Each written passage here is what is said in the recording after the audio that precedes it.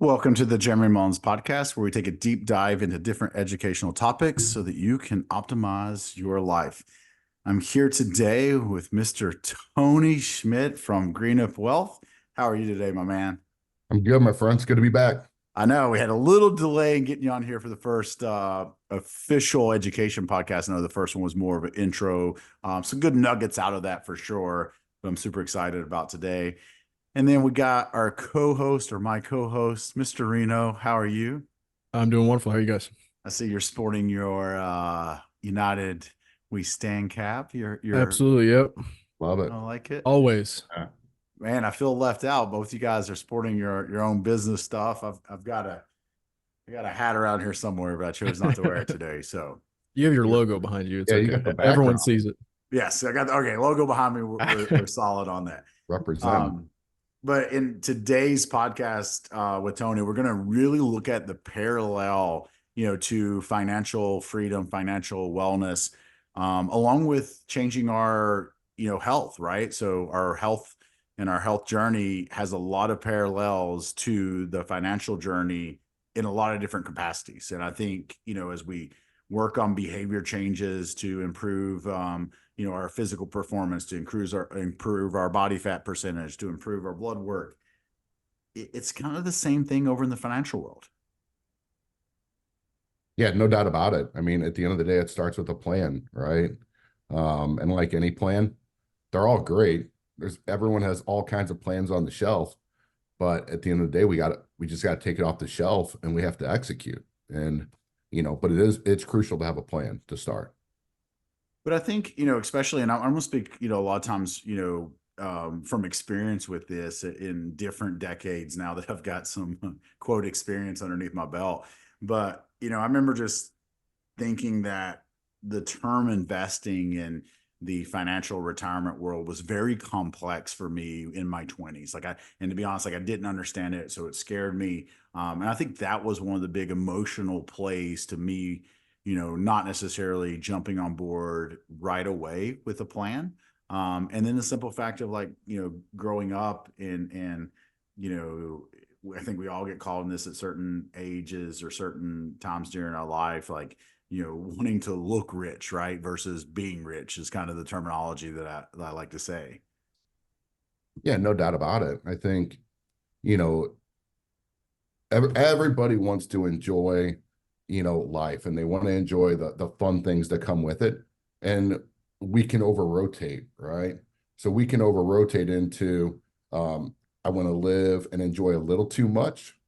And it appears that maybe I have a little more than I do, versus finding that right balance of enjoying life, but at the end of the day, still having a plan so that the life you want to have is ultimately the reality of today as well.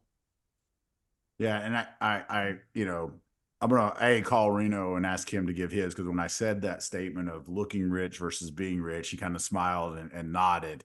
But I will jump in that rabbit hole first. I remember, graduating college and to this day, I look at two big mistakes I made in my early 20s. And I had no debt at all. And I remember the first time I used a credit card for debt. I think it was to get a washer and dryer and something else during college. And I remember being like, well, get a washer and dryer. And then after it was there, it was so easy to use the credit card again, which I then used it for spring break, which was not something that really I needed. It was something I wanted, right? So that sticks out as a time as I was almost through college before I had any and didn't have any debt. And then it's once I went down that rabbit hole, up until, a few years ago, I still had credit card debt, right? So I spent all that time through 20s and 30s, up until, early 40s before I was able to remove all credit card debt, from my life, right? So I look at that as one mistake. Then that has a little bit of that looking rich, but I think really the looking rich and being rich standpoint came into my first big purchase, which was a sports car as soon as I graduated college, right? Because I never had a new car of my own. My parents had always provided me with transportation, and even a new car at a certain point, but it was not a sports car, right? And I remember purchasing a 350Z, I think it was at the time was the number of them, and it being, you know, a $600 payment, you know, this is early 2000s, you know, $650 payment over 7 years. And I look back at that and man, like, man, if I would have done a Roth for 7 years at that time, at that amount, where it would have put me. So that's my, you know, looking rich and being rich story. Reno, what is yours? Because I saw the smile, I saw the laugh. There has to be Yeah, one. mine, it sounds so dumb looking back. Literally was a Kohl's credit card. Like who in their right mind gets a Kohl's credit card? And it was this was during college, so I bought the shoes and the nice clothes, or what was supposed to be nice at Kohl's. Now I don't shop at Kohl's, but you walk around college, you just want to look and feel good. And so it gives people the impression that oh, this person is either working really hard. And at that time, I started my first business in college, so it made me seem like my business was doing well with a credit card. And then I learned real quick that you can't put $500 on a credit card when you make $20 a month as a college student. And I let that lapse uh, month over month, and it probably went a full year without being paid.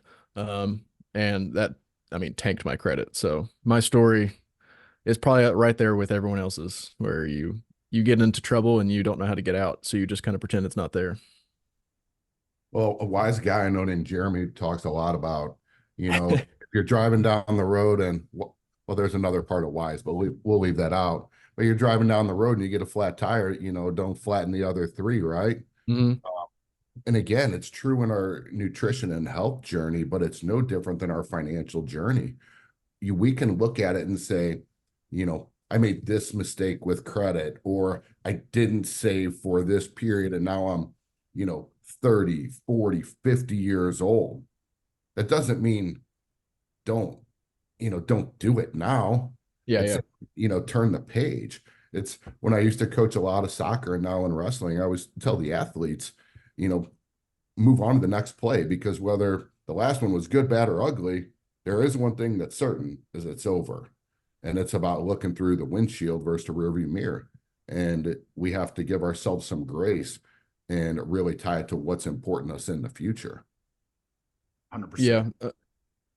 My biggest value point, and especially the last 2 years, 3 years, where I've started to really focus on my financials, is diversifying a lot of my investments, whether it be someone like you, or even just I have a little bit of crypto. I have my own personal, just invest free money. If I lose it, I lose it. But then using credit cards like debit cards. So I don't spend what I don't have in the bank account. So I'm getting all my cash backs on different cards, and I'm getting all my travel points on different cards. But I'm not swiping. If I don't have $10,000 in the bank, I'm not going to go buy something that's $10,001. I think that's just great guidance right there, right? And again, but that comes back with having a plan, right, Reno? So at the end of the day, you know what your budget is, you know what money is there, so you know what you can and can't spend. And I think for, you know, all the listeners, a budget is just, it's a foundationary piece of the financial plan. Mhm. Yeah, and you know, I know we probably don't have a lot of listeners that are younger and in their 20s and that, but you know, we share these stories because we made the mistakes. And if we could go back in time, which we can't, you know, we would definitely, you know, right our wrongs and make some other choices. So I hope, you know, if we do have some younger listeners that are here, you know, they really take the time and stop and look at it.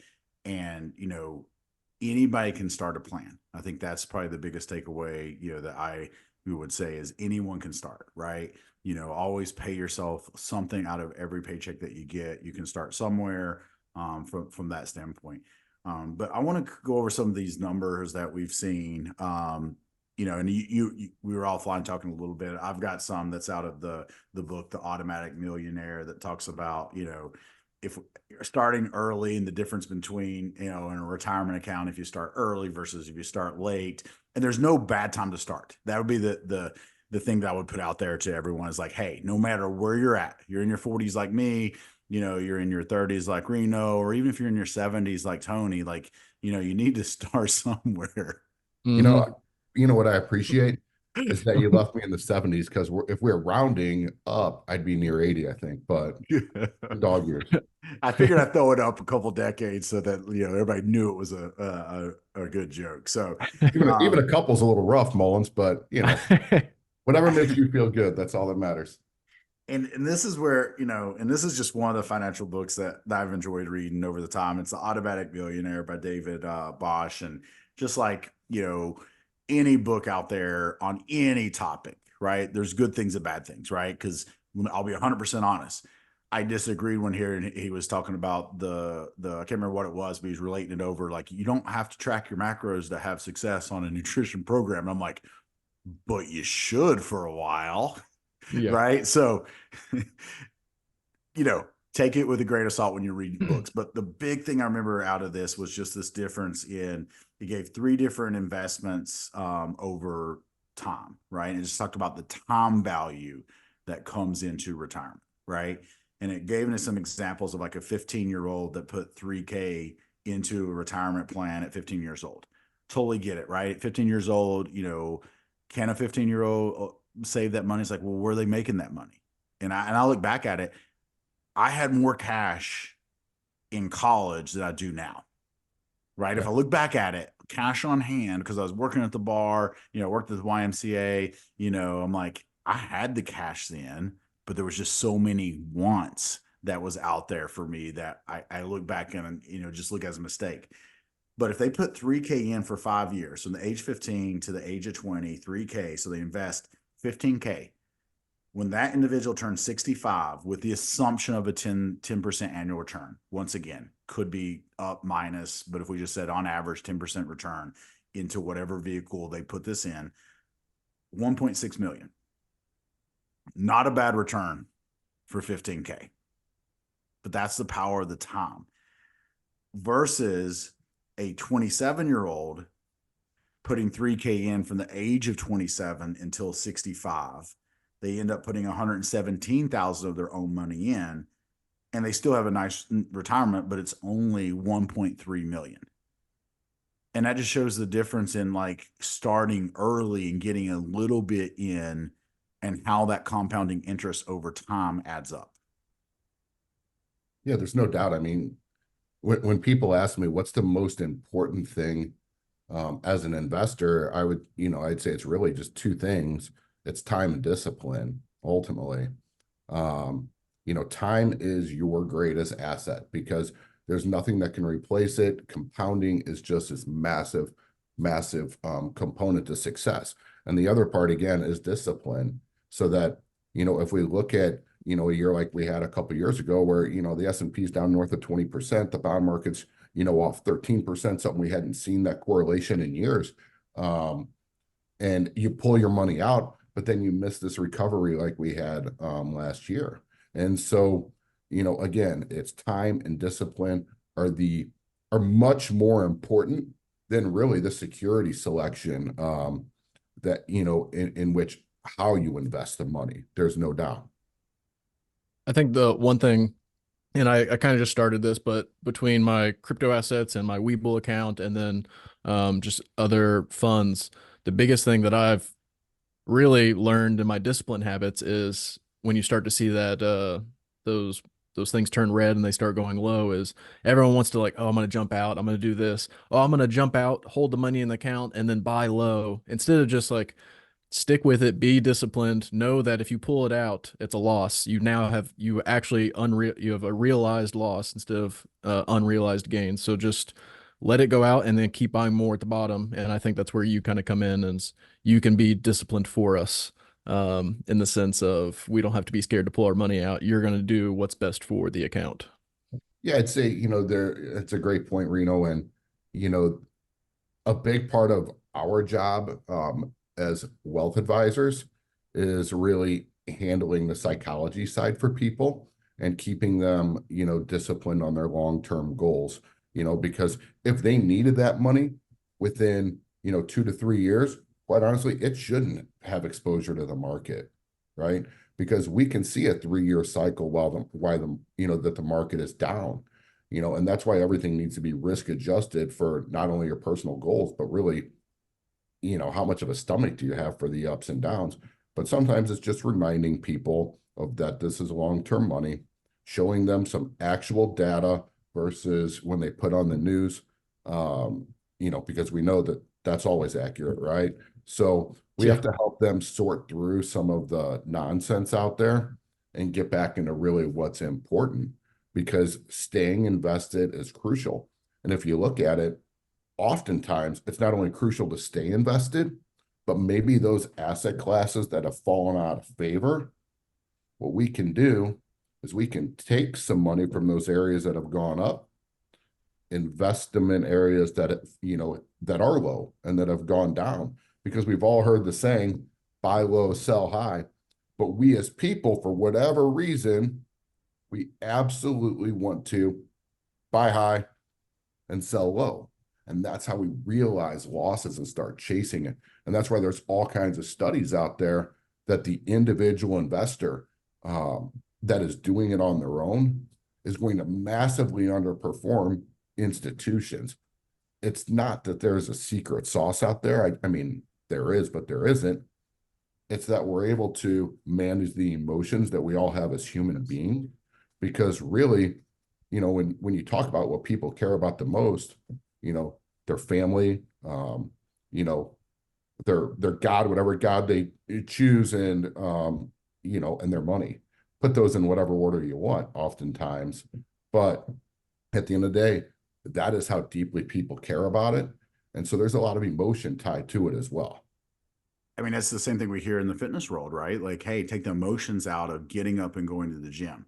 Yep. That's a habit. You go do it, right? No matter what's going on inside of the world, or inside of your life, like you take the emotions out of it and you get in there and you do the training. It's no different here. Now, you mentioned this earlier, and I want to, ask a couple of things that you do, right? Whether Yep. personally or the business does, how to improve the discipline, right? So when you're working with someone, like, how do we improve that discipline? And what I'm thinking in my mind, and maybe I'm giving the answer away, but it's like making it automatic, right? So, I don't have to have the discipline to, put 8%, 10% of my, salary into retirement, because it's automatic. It just happens every month. It's really one of the benefits of a 401k or a 403b, 457, any of those types of retirement plans, depending on what type of entity you work for. But you can do that through regular investment accounts, whether it's an individual account, joint account, your Roth or traditional IRA, is setting it up so that it's automatically coming in. So yes, it establishes a discipline for you, and it kind of takes it out of your hands of, I'd like to go to Cabo, but I'm supposed to be contributing to this IRA thing. Which am I going to choose? We're humans. Oftentimes, Cabo it is. And I'm not saying you shouldn't go to Cabo. Heck, I might go with you. But I think it's, we got to find that balance. The other thing on that, Jeremy, and what you're talking about is a concept called dollar cost averaging. One of the great parts is if you're putting in, let's call it $500 a month, okay? Let's call it $100 a month. When you put your $100 in a month, while prices are up, you're buying less shares. When prices are going down, you're buying more shares to take that ride back up. You actually could have invested in a dollar cost averaging strategy during the Great Depression and had positive returns and positive money during the Great Depression. It's absolutely incredible when you look at the data. Yeah, and I liked what Reno was talking about this, and I thought about this the other day. Like, when things drop, especially if you're younger, right? And you're Reno, you mentioned this with your play money, and this is what I have a small account that I just buy some stuff, and I call it my same thing, right? I'm just trying to learn on my own, but it's like I try to buy when it's down. Because I look at it as like, oh, these stocks I'm interested, they're on sale right now. That's the way I look at it, right? Versus looking, oh man, I got to sell because it's going down. No, like I'm committed to leaving that money in there because I don't need that money right now, right? It's there. And then I look at it as when it goes down, it's on sale. So I always think of it as a good thing, to a degree. If certain things are down, that means I am getting more bang for my buck at that time.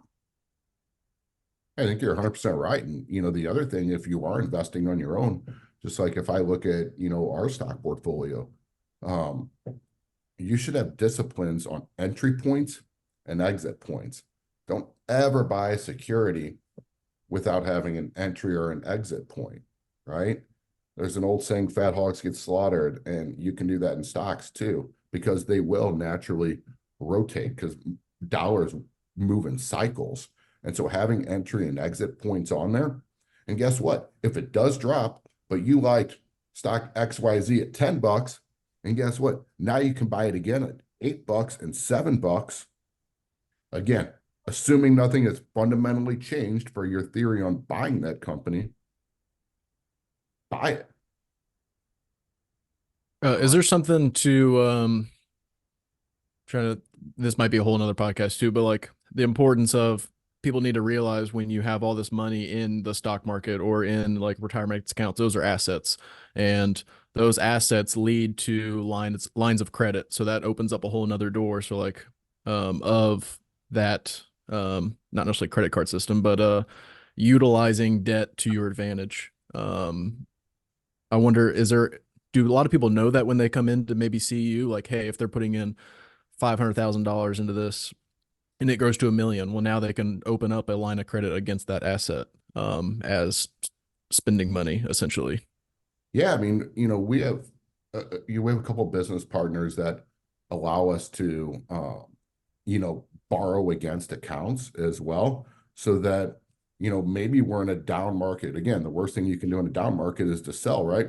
But maybe the market is down, but you want to redo the bathroom or redo the kitchen in the house or help your kid with X, Y, or Z. Well, instead of liquidating that position, you can borrow against your account. And I'm not talking about margining it. There's other strategies out there, but you can borrow against it versus liquidating it and selling it at a really bad time. So, Reno, that's a great point. And again, having those assets can help from a credit standpoint on multiple levels. And, debt is not necessarily a bad thing. It's the type Right. and what it's being used for. I'm not saying our country's debt is wonderful or being used for great things either, but probably the wrong podcast for that. No, you're good. Send it. Perfect. What is the and I've heard this say, and I want your input on it, what your thought is, but what does it mean to pay yourself first? Like, where does that saying come from inside of the financial world? What is it, your take on it, and how would you educate that? Yeah, I mean, it's not something that is like kind of a hallmark for us. Again, we're going to customize a plan for each and every person, but you can look at it really twofold. Define yourself, because part of that for me is yourself and your future. Okay. So you can pay yourself there to invest in your retirement accounts, right? So that you're able to retire and do the things you want down the road. But you could have a short and intermediate term goal. Maybe it's a new house and things you're looking for. But I do believe, I think more to your point, Jeremy, there's probably, there's a certain amount that you should be carving out to enjoy your life as well. Because if you're not giving yourself something to enjoy today, at some point you're going to combust and just say the hell with the whole plan, right? Right. So you do have to find those different buckets of, we want to have that short-term reserve. We want to have this intermediate long-term reserve, but we also want to have, but I need X amount to go have fun and live the life that I want too. So I don't know if it's the exact definition, but that's how I would look at it and how we would recommend for someone as well. No, I love it. And I just, it's just a saying that I've written down. I wanted your take on it. And just to kind of recap where we're at for everybody, it's like, hey, start early, right? Start early in this process. The saying of, the best time to plant a tree is, yesterday. If you didn't plant it yesterday, let's plant it today, right?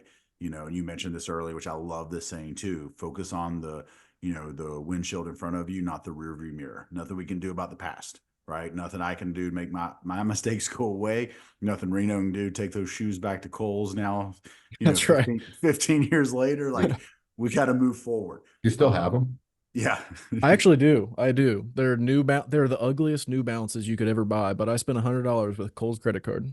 We need a photo of those. That look. I'll see if I can find a photo of the car. Like, we'll put up our biggest mistakes. Yeah. Hey, Jeremy, let me go back to that because I think you're hitting on something that's really important. And it's a lot easier to understand when we quantify it. Let's say we're 30 years old, okay? And let's say we put in $9,000 a year, okay? So $9,700 a year is the number I used into your 401k, okay? And we would never use 10% on a calculation, 6 to 8. You're young, so we used 8 here. That number at 20 years comes to $481,000 at 8%. But here's what's wild. Let's say fast forward time and you would continue doing that for an extra 10 years. So now instead of 20 years, we're looking at 30. Still contributing that 9,700, okay, on a monthly basis, earning 8%. Instead of 480, that number is now just a tad bit under 1.2 million. And when you actually hear those numbers, because the 480, you're like, wow, that's a staggering number. Then you fast forward and you say, the difference in that extra 10 years, it's absolutely incredible. Yeah. And I guess I am hitting on my mistake, right? Saying I wish I would have started in my 20s, right? And what the other, caveat to that is like, hey, you're in your 30s and 40s, you still have plenty of time on your side, right? To make this work to, that 65, 67 years old and retire, with that 1.5 million or higher, whatever it is. So, very good point. Start early, be disciplined in order to help your discipline, make it automatic, figure out how to make automatic systems inside your plan where it's, automatically comes out of your account. You're working with someone like yourself, all those things, let other people control it. And you hit on this earlier, because I think this is a big part of it. When you handle my stuff, it's emotions are out of it, right? Mm-hmm. I'm not going to freak out because my account drops, right? There's nothing I can do about it, I mean, I guess I could, but when you are dealing with that, you don't have the emotions of it, right? You're able to, same way when people get emotional about the scale, right? They want to make all these changes, and good on me is I don't get emotional about it, right? I make adjustments based on results and trends. Same thing that you're doing. So just kind of recap where we're at. And the last little segment of today's, want to talk about is, if you have a retirement at work, like you want to utilize it. Yeah, no doubt about it. And people ask, should I max out? Shouldn't I max out? Should I, be funding a certain amount here and adding to a Roth? And I'd say, those things change on each individual person. And part of that is the discipline of people. We could build a perfect strategy, but if it's too complex, people aren't going to follow it. And so that's a big part, is understanding people's investing habits and their discipline to them. But I think you should always invest in your retirement plan, at least if there's a match, okay? Because within your company retirement plans, you're probably not going to have all the greatest investment options because there's a cap on how many investments they can have in there. Versus, if you're working in an IRA or Roth outside of it, you have the entire universe to work with an advisor to help you figure out what the right investments are. But that match is free money in your pocket. A lot of companies will give 3%, 5%, whatever it is. And some are required to, depending on what type of plan. But that is free money. 3% of your, of your earnings. It absolutely is imperative to do it. So would you say a fair goal for those that are listening, maybe they're late to the game, maybe they're, they've been in the game and just haven't looked at it in a few years? Because that would be one thing that I would say to everyone was like, take a look at it. Maybe you set it up when you first started working for the company and you haven't looked at it since, like you haven't touched anything, right? Because you set it up based on what maybe the HR person recommended. But I think a good goal that I would have, because I like to give goals, I like to give action items on the podcast. I just want to come in here and talk about mine and Reno's mistakes of our pretty little car and our shoes, but I would encourage everyone and challenge everyone to make sure that they are maxing out that retirement at work to at least the match that their company gives them, right? So if the company's matching, 3%, dollar for dollar, then like, hey, you should at least have 3% in there, right? And a lot of them will do, whatever, they'll go up to 3% dollar for dollar, but then they might give another half of, 50 cents on the dollar up to 5% or 6%. Like it varies company to company. Yeah, absolutely. It definitely varies in the type of plan can impact that as well. And, the last add-on I'd say there, and I mentioned it before, is give yourself some grace, because you just talked about it. A lot of people go in, they'll set it up, and they don't look at it again. It's out of sight, out of mind. They know it's in there. They're like, man, am I investing properly? Am I investing enough? Don't beat yourself up. It's fine. It is time to look at it and make some adjustments for the future, but don't beat yourself up. Give yourself some grace. Be proud of what you have done and accomplished, and then make the quarter turn and look at the future and what it can hold for you. And while you're on this journey, this is the most important thing. I just started one, so I'm mad at myself that I haven't started earlier. Of course, that's the theme of this one. But a high yield savings account. Like before you even start this, I use an Amex one, but Capital One has a good one. I'm sure there's other ones that I don't know of. But my savings account through Chase is garbage. It's like 0.01. I think I make a penny every 2 months. My high yield savings account, I just keep my emergency savings funds in there, and it grows. I think it makes like $200 a month, just in the 5%, or I think it's like 4.28% or something, by itself. With no investments, it's liquid. I can pull it out any moment at a time that I want to. That's a very key. If you don't have a high yield savings account, I recommend starting one. Yeah, I mean, you should be caring about, depending on the person, somewhere 3 to 6 months expenses, living expenses, and emergency savings for, that period when, the tires, get blown out, the engine blows up, you need a new roof. 3 to 6 months living expenses, that would be the first thing we tell someone to start with in investing, right? Because if not, you are going to rack up credit card debt at 18%. It's going to compound, and you're just going to have a mess on your hands. So establishing that, and if you look at, the interest rate environment today, you can get north of 5% in most money markets these days. We could not have had that same conversation 2 years ago. That isn't me saying that rates needed to go up at the rate and at the time and pace and things they did. Right, a little late in that wink, wink, which caused multiple things. But the reality is, establish that short-term account, and then make sure you are getting the right interest on it, because it does accumulate and it matters. That might pay for Cabo, just the interest. Yeah, just for the year. Let's go to Cabo. Let's do it. Guys, I am loving this. I am going to shut us down to make sure that we keep this, within the short time frame that we're going to keep the podcast. A transition, Tony, I would like to make next time we have you on is going in. We mentioned, maximizing, the work retirement, and maybe going into the difference between a 401k program and a Roth, program, right? And that way people know the difference and which one would be the best for that. I think that would be a great education topic that we should go into, but I just want to recap, and then you guys can add on, anything that you'd like. So remember, guys, a lot of this is just going to be like your wellness journey. It's going to start with a plan, and then running that plan. So it starts with, maybe a budget, right? Maybe talking to someone in the case of like Tony, his company. And remember, for our listeners, they are doing a free consult for anyone that wants to have a discussion. And then from there, you can work with them, or, hey, maybe you just don't like Tony because he's 70 years old. And he's not going to be here much longer. And you decide it's not for you. That's okay. Then, moving into that, maybe the first thing we look at is once again, that 3 to 6 months of living expenses put into, high savings, a high yield savings, or like you said, the money market, somewhere we can get to that, but also earning something on it so we can go to Cabo. And then Tom, start early, right? And that might be early. First time you're hearing this podcast, you've just maybe not even looked at it. Your retirement, okay, that's early. Focus on the windshield. Don't worry about the rearview mirror. And then last but not least, discipline. Discipline's going to come into this as much as it is in our wellness journey, right? If we can make things automatic, if we can make them habits, those things stick, right? So those are all things to consider, as we're moving forward in this financial wellness journey. And Jeremy, I think you pegged it. I mean, those are all the keys. And, again, we're happy to, help anyone in any manner we can at GreenUp. And I appreciate Jeremy pointing out my age. However, most of the advisors at our firm are somewhere between mid-30s and mid-40s. So I appreciate the disclosure there.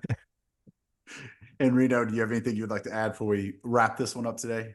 No, I think we hit everything on every point that I wanted to talk about.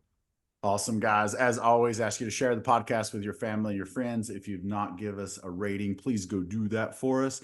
And then in the show notes will be the direct link if you guys would like to schedule with Tony and his company so that they can help you along your financial wellness journey. Till next time, guys, have a wonderful day.